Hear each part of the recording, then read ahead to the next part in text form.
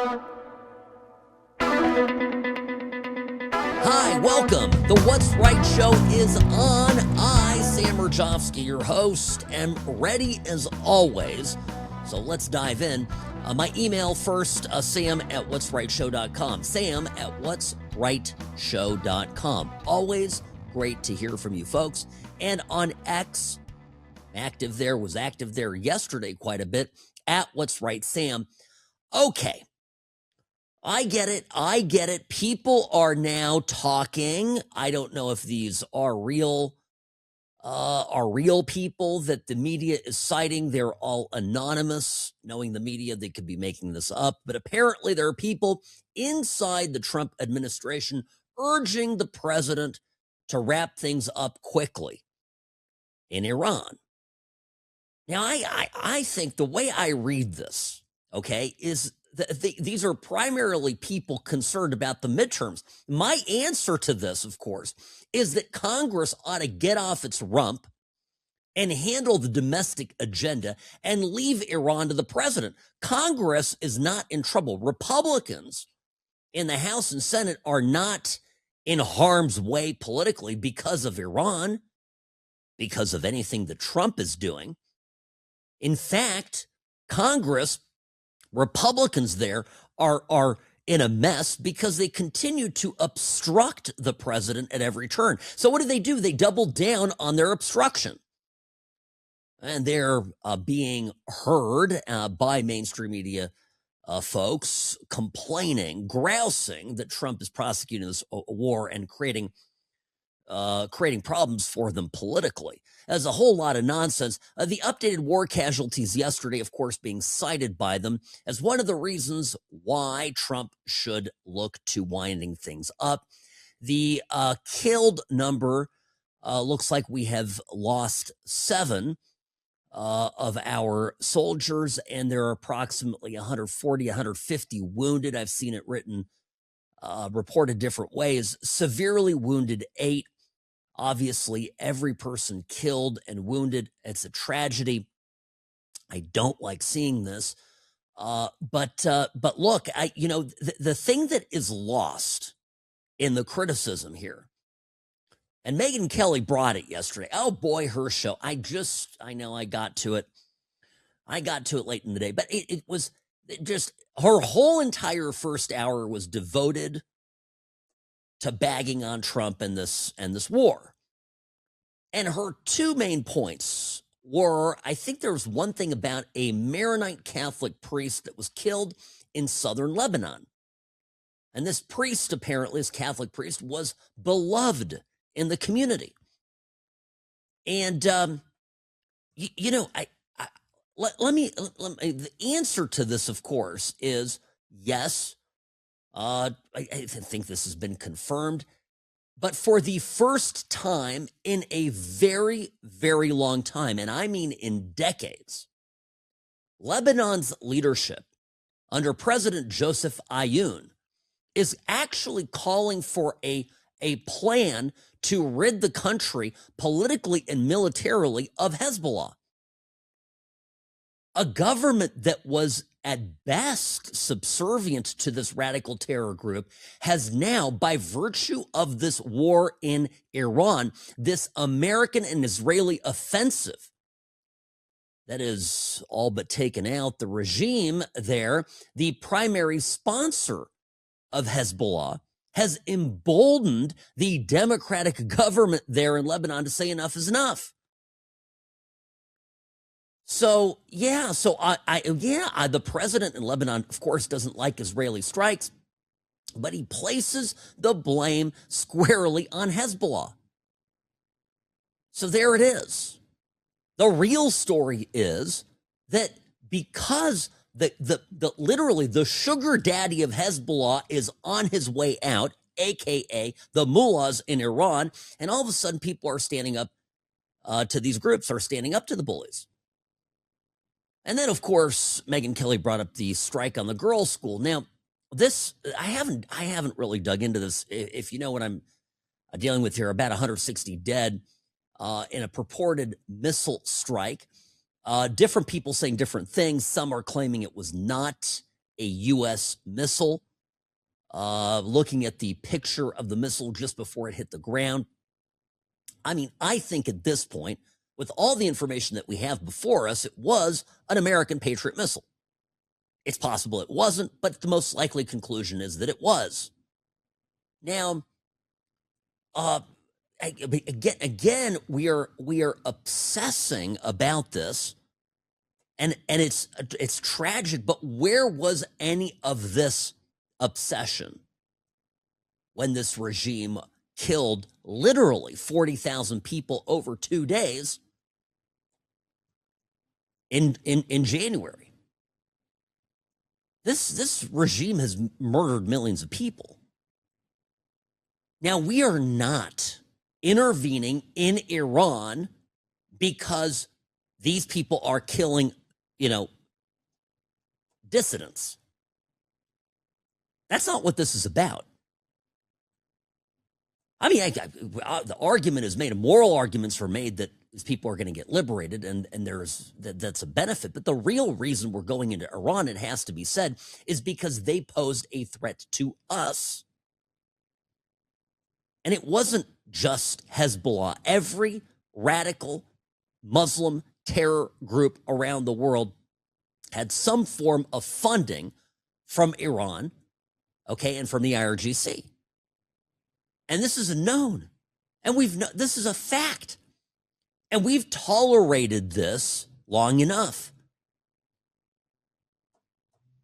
Look at Rocket Man. Kim Jong-un in North Korea was firing rockets during Trump's first term. Trump said, cut it out. You're not doing that. Met with him, sorted it out. Is he a good guy? Absolutely not. Is he a murderous thug dictator? Absolutely. But this new foreign policy of ours actually very, it's not a Bush neocon type interventionism. It's not what we're seeking to do here. Trump's entire view of this is you can kill your own people, right? This is classic Eddie Izzard, great comedian, by the way. Always like, yeah, you can kill your own people. When you kill other people outside of the country, that's when the world starts to get a little bit upset with you. And that's precisely it. American interests were threatened by Iran. If you don't believe that, you're nuts. Plain and simple. There's a long track record of this. My answer to Megyn Kelly and Tucker Carlson, all these other people, is, guys, it's war. It's being prosecuted in a brutal way. Civilians will die.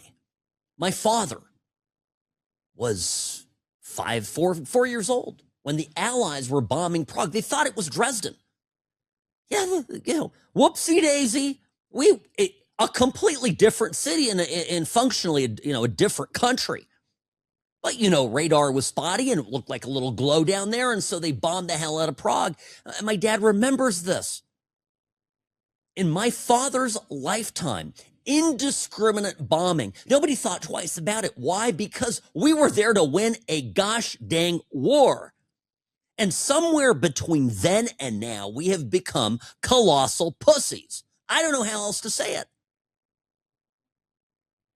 War is a brutal and terrible thing. It should be used sparingly. I think, based on what I've seen here, this is an appropriate use of force. And what do I want? I want gloves off. You want this over? You want the minimum number of Americans hurt or killed? You want the objectives met? You have to go in and just do it. And we'll figure out, of course, the Democrats screaming about this girls' school. Yeah, okay. Did we miss the target? Or was it one of these Hamas-like things where there was a IRGC control center, right under the school?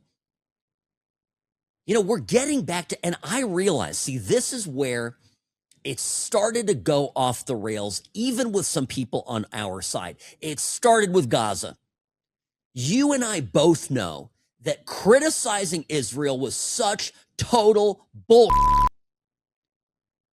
Those Hamas went in there, pardon my language, I'm fired up about this, went in, did what they did a horrendous stuff. I'm not going to go over everything that they did. You know the story. They invaded Israel, by the way, backing Hezbollah, backing Hamas, Iran backing Hamas and Hezbollah, Iran behind it. Let's be clear about that. So anyway, in they go.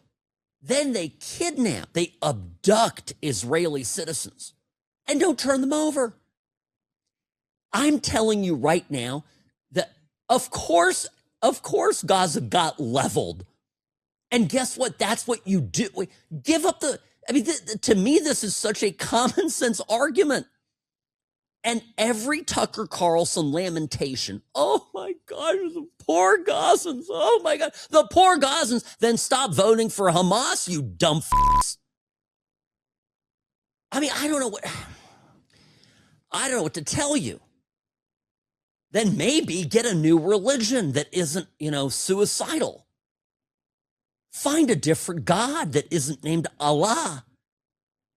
I have all sorts of ideas for how you keep your kids out of harm's way. And I'm positive, of course, that somewhere in that populace, in that Gaza populace, were people who thought that the Hamas folks were terrible and stood up to them maybe occasionally, or couldn't stand up to them for fear of being murdered. I get that. But my point is that war is war. And somewhere, somehow, our side, and this is what just rankles me about the Megyn Kellys and Tucker Carlsons of the world, our side became infected with this Marxist thinking. Oh no, the poor Gazans, they're the little guys. We need to protect them from the big bad Jew wolf Israel. I'm just being really vulgar here, I'm sorry. But if you listen to Tucker long enough, that's what it sounds like to me. I'm just translating it for you. And you and I both know that Israel's on the right side of it. My whole life, I've observed I've observed Israel abandoning land, evicting their own people, doing anything. Literally, they would eat for peace. President after president in this country has gone there and tried to get the other side to accept something. I'm so done with this. If you actually believe that the Iranian authorities, the Islamic Republic of Iran, was negotiating with us, with Witkoff, in good, conscience. I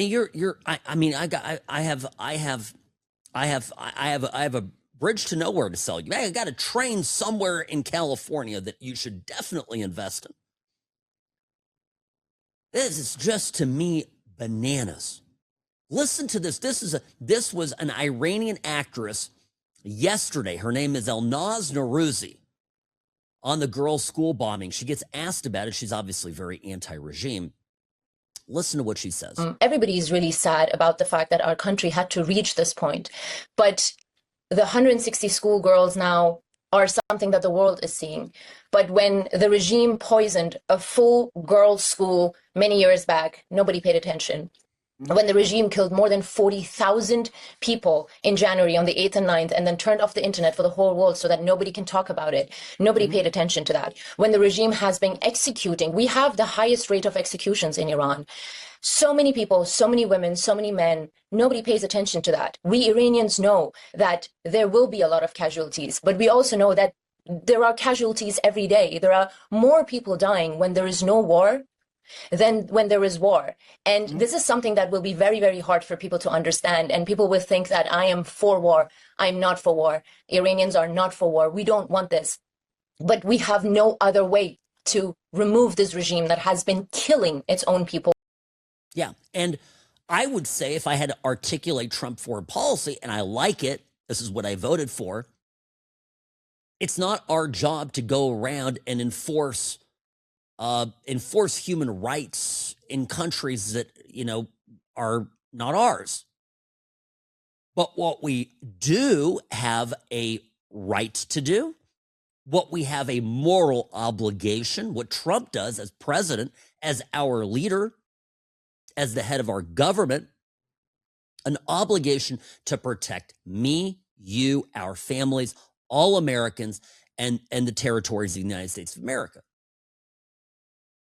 And I would say create a little buffer in the region, which is why Trump is, flexing some muscle here. You see the latest, by the way, with Cuba. Now, I don't want to get off topic on Iran, but Cuba, they just gave Raul Castro, Fidel's younger brother. He's not technically the president right now. There's another guy. There's a younger guy, but Castro wields the power. Anyway, the whole cabal of communists in Cuba have been given an eviction order by Trump.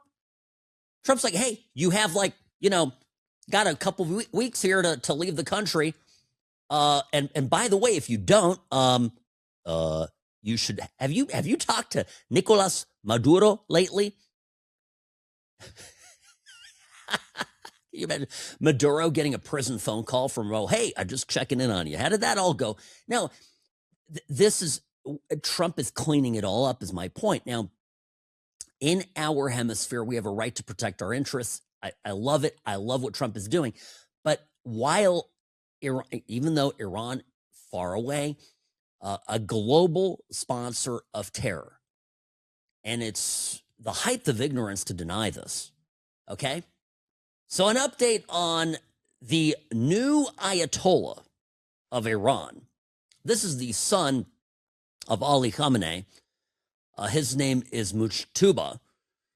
MK, they refer to AK and MK in parlance. So MK is the new guy. He's officially become the new supreme leader. He didn't show up to his investiture ceremony. I don't know if they call it an investiture ceremony, whatever it is, but they literally had a cardboard cutout of him at the ceremony where he was declared the new Ayatollah. It was peak comedy. It looked like something straight out of South Park. Actually, I was half expecting Kevin McAllister to show up and parade the cutout around his living room to ward off the wet bandits. It was crazy. And people were kissing it. It was great. Was the whole body, was it like painted on? The body of the body was bare cardboard. That's right. And then the face was a photo. And people were coming up to the cutout and they were like kissing the little flat hand, very 2D. I don't care if the guy is dead, alive, if he's maimed. This is great. Talk about, you've got them so incapacitated that the big guy can't even show up anywhere. And he's probably terrified of communicating. So you've got this major decapitation strike that obviously is working.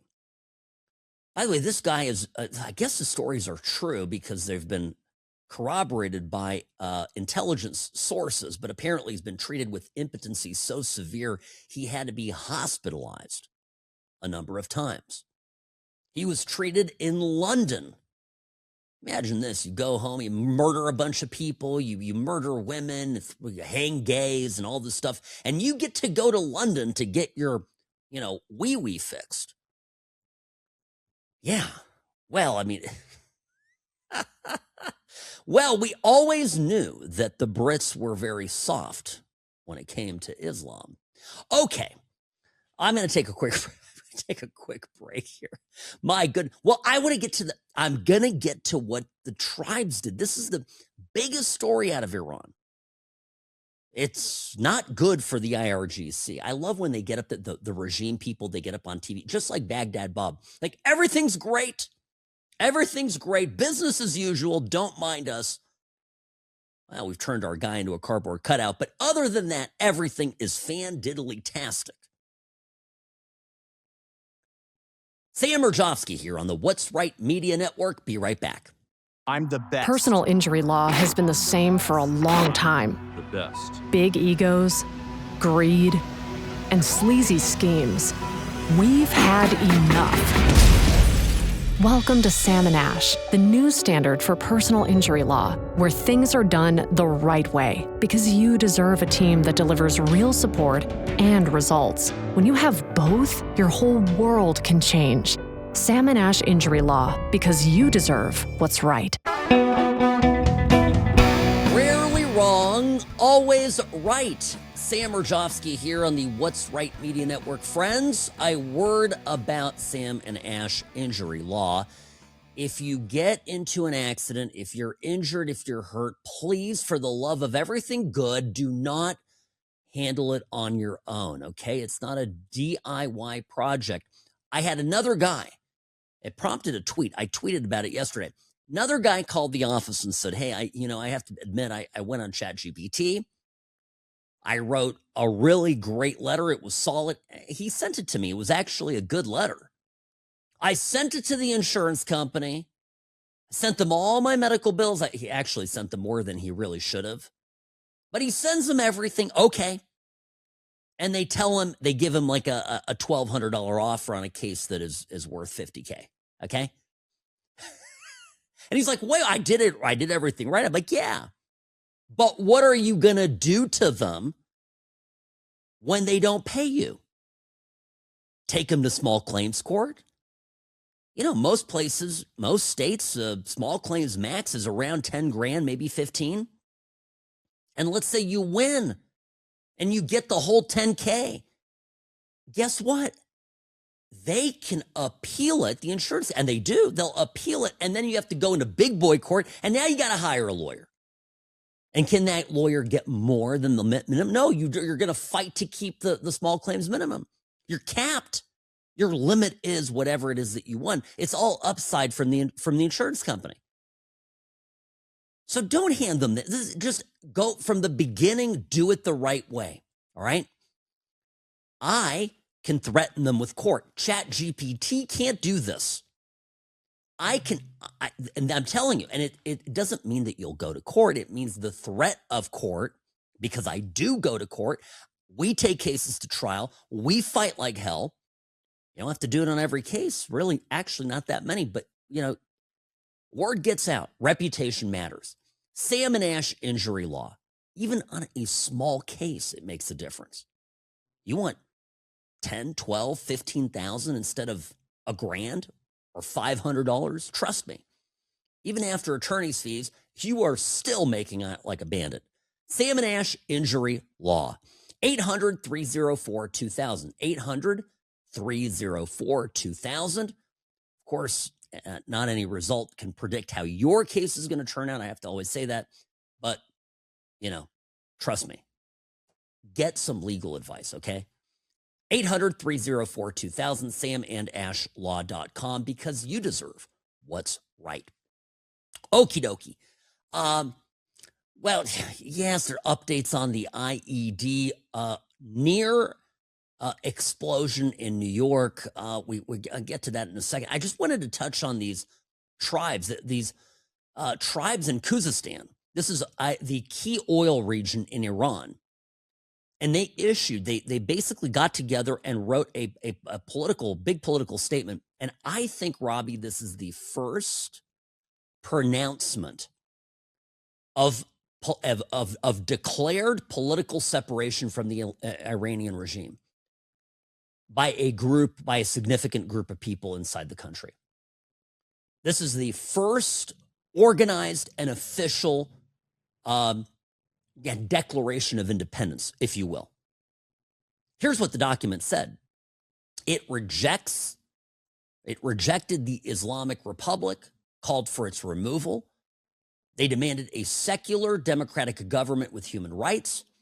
They affirmed that their region, Khuzestan, is an inseparable part of Iran. So this is not a separatist movement saying, okay, we're taking advantage of this mess and forming our own country. They're like, we're part of Iran, but we're done with this regime. And who did they affirm as a future leader of the transition, a unifying figure? None other than Reza Pahlavi. you're going to hear a lot of people, even some people on our side, say how this Pahlavi guy, you can't trust him. That people don't back him. They don't back him. Just rich Iranians in Beverly Hills like Reza Pahlavi and nobody else. It's not true. And this, as an example, they also urged unity among all Iranian ethnic groups, including Kurds, Azeris, and the Baluch people. So this province, by the way, was annexed by the former Shah in 1925. Long history of Arab separatist movements. So now they're calling for national unity and backing the Shah. So, yeah, I know this. Another sad story out of this is the women's soccer team. The squad was down in Australia. Trump urged Australia to grant them asylum. So they played in Australia last Monday. They refused to sing the national anthem, televised game. I'm sure this got them in trouble with the authorities back home. The majority of the squad, I saw them getting on the airplane last night. This is heartbreaking. Around 26 members total. The majority of them did not seek asylum. They were sent back. They were repatriated. Folks, I'll explain this to you. Very simple and straightforward. This is like the China dynamic. This is, they've got family members at home that have already been arrested or being held. They know this. You'd come home too if you thought your mom would be tortured and executed. So that's what this is. But of course, it's all over Megyn Kelly's head, and whatever. Then Trump, of course, threatened Iran with even more bombing. Should they even think to carry through on their threat of mining the Strait of Hormuz? This is something that the Iranians claim they would be doing in short order. And, the Panicans are out there freaking out. James Cramer, a.k.a. Jim Cramer, this is a man who gets every prediction wrong, wrote, "I don't see a path to de-escalation." Well, best news for world peace in a long time. Oh, and oil. Well, yeah, okay, so gas prices. Folks, I'm so glad the Democrats finally care about gas prices. You would think, Robbie, finally Gavin Newsom is talking about gas prices. By the way, another big company, Yamaha, left the state of California, abandoned California, said, sayonara, we're headed, I think, to Georgia, right? So they're headed to Georgia. And then there's also this open letter that Marathon Petroleum Corporation, this is an Ohio-based oil refinery, sent to Gavin Newsom. And this has to do with the proposed amendments by the California Air Resources Board. These are the extreme green environmental communists that run California, the Cap and Invest program, low carbon fuel standards, all the buzzwords, okay, that is driving out energy production from California. Yeah, you think that these gas prices are going up just because of the war? Now, let me be clear about something. There's no doubt that for a less than 8-hour time period, oil prices spiked from what was it, $80 a barrel to about 120, just north of 120. And I reported to you yesterday that those prices immediately came down. Okay, it happened. That all happened during the day, trading day on Monday. Now, prices had gone up before a little bit last week. So this is all priced in, and the stations too, and these resellers, the retail, are slow to catch up with the price drop. So it's not going to last. It's not going to last forever, but perception is reality. But there's, the real culprit here is that the domestic oil production has been affected. And remember, right now, late winter, early spring, this is when gas prices go up because we go from the winter blend to the summer blend. And nobody's reporting this. Nobody's talking about that. So I don't want to hear it from Gavin Newsom about gas prices. I'm so glad that Democrats finally care about affordability. Oh my goodness, fantastic. You know what else Democrats finally care about? Terrorism. Well, you got this. This is a limp. This is not Ayatollah limp, Robbie. This is it is okay. Soft, also a bad word. Weak. Can I say weak without it being, dripping with innuendo? A weak response from the mayor of New York, and it sounds so good, right? This sounds so just wonderful, and you almost want to buy it. Here's what he said about the terror attack that transpired on Saturday. The two youths, 18 and 19 respectively, who for reasons of their Islamic beliefs went and threw a live bomb just outside Gracie Mansion in New York. Here's Mamdani talking about it. So given that both of the alleged attackers at Gracie said they were inspired by ISIS, and given New York City's sort of perennial status as a soft target, I was wondering if you had any, words of advice to any young people who might find themselves being drawn to that particular ideology. I think first and foremost, just to make it clear to everyone that extremism and hatred of any kind will not be tolerated in our city. And that is regardless of whatever ideology motivates any person to commit an act of violence. There is no tolerance for it here. What we want to deliver to New Yorkers is a city that is safe, is a city that believes in the values where everyone who calls it home is considered to be a part of it. There is no tolerance for any kind of violence within that vision of our city or the way in which we lead this city. Okay, that's wonderful. That just gives me the chills. Now, okay, let me close something. So I mentioned this yesterday, the TATP, the mother of Satan explosive that they used in this bomb. I mean, it could have been absolutely devastating. And the FBI yesterday apparently effected a controlled detonation at a public storage facility. This was in Langhorne, Pennsylvania. This was, no, it was actually, you're right, it was on Monday. Sorry, correction, it was Monday. It was on the 9th.